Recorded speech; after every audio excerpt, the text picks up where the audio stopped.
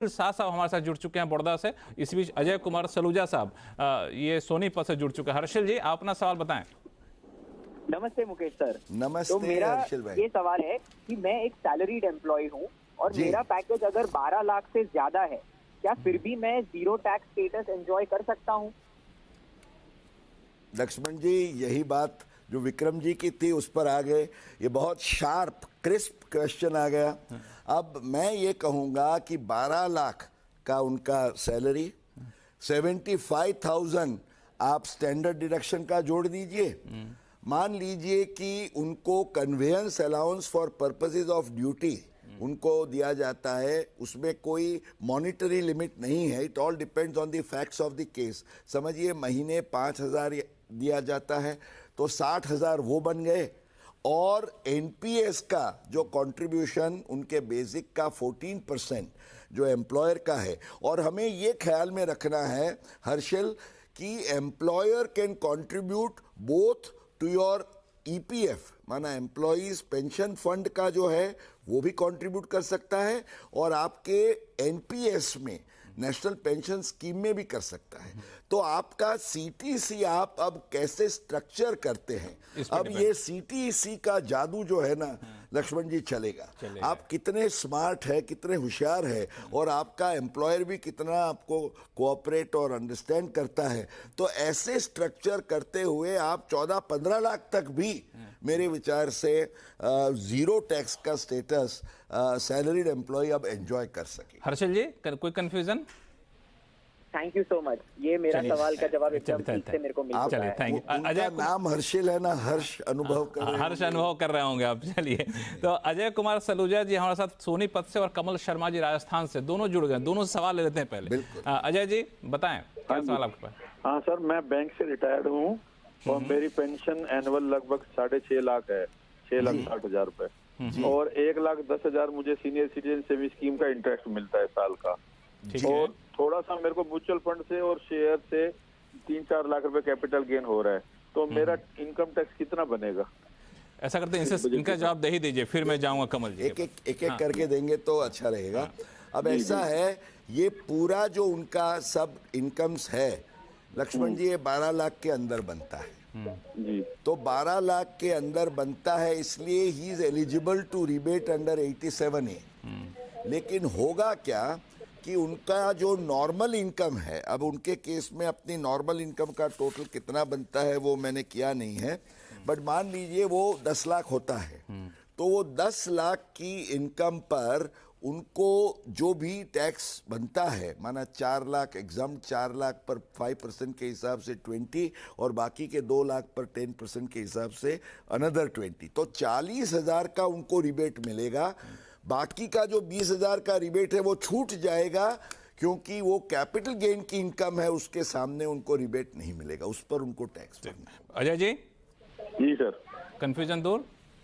Thank you sir, thank you. चलिए, कमल शर्मा जी राजस्थान से जुड़ चुके हैं, इनका सवाल लेता है। कमल जी, आपको इंतजार कराया मैं काफी देर तक, बताएं। सर मेरी कोई शॉप से सर इनकम है सर 2 लाख रुपए जी। और शॉर्ट टर्म कैपिटल गेन है मेरा 80,000 रुपए जी। और लॉन्ग टर्म कैपिटल गेन है मेरा 40,000 रुपए जी। और डिविडेंड मेरा 5,000 के आसपास आता है। तो जी। इस पर कोई टैक्स बनता है जो लॉन्ग टर्म या शॉर्ट टर्म पे है? लॉन्ग टर्म शॉर्ट टर्म पर तो आपका टैक्स बनेगा ही बनेगा। इसका 12 लाख से कोई लेना नहीं है। इसके सिवा कोई सी लक्ष्मण जी, यही बात आती है, 12 लाख के अंदर है, फिर भी आपको रिबेट 60,000 से ज्यादा टैक्स पेयर नहीं मांगता है, पर 60,000 तो दीजिए उसको पूरा।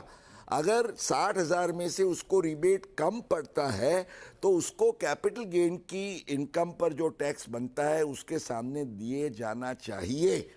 ये मैं कहता हूं टैक्स गुरु की आवाज है। ये बिल्कुल। कमल जी, कोई कंफ्यूजन? नहीं सर, धन्यवाद।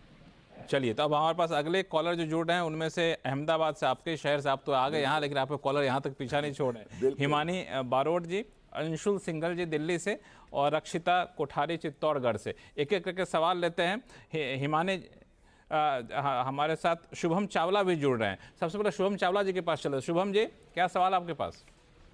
हाय सर, मेरा नाम शुभम चावला है, मैं जयपुर राजस्थान से हूँ।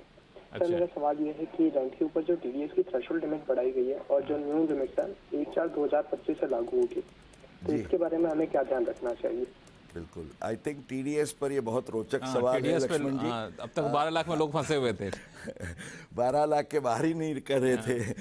अब 12 के बाहर निकलते हैं तो टीडीएस की बात करें, मेरे ख्याल से टीडीएस के जो रैशनलाइजेशंस हुए इसमें सबसे महत्वपूर्ण जो है और सबसे लार्ज हार्टेड हम जिसको कहेंगे वो ये रेंट का है, क्योंकि उसमें ये कहा गया है लक्ष्मण जी कि रेंट पर अभी तक 2,40,000 सालाना, माना फाइनेंशियल ईयर में पूरा महीना के हिसाब से 20,000 रुपये से ज़्यादा आपको रेंट मिलता है तो आपको टीडीएस काटने का था।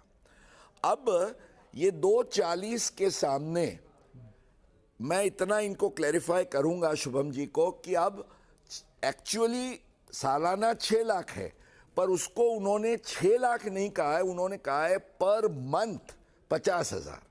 तो ये ख्याल में रखिएगा, ये इसलिए इम्पोर्टेंट है क्योंकि ये 2,40 में क्या होता था, मान लीजिए लक्ष्मण जी किसी ने ये जनवरी में दिया प्रॉपर्टी रेंट पर और 60,000 रुपये का रेंट है, 20,000 से 3 गुना है और 3 महीने का रेंट बनता है 1,80,000, तो वो कहेगा कि सालाना 2,40 के अंदर है इसलिए मुझे कोई टीडीएस नहीं करना है।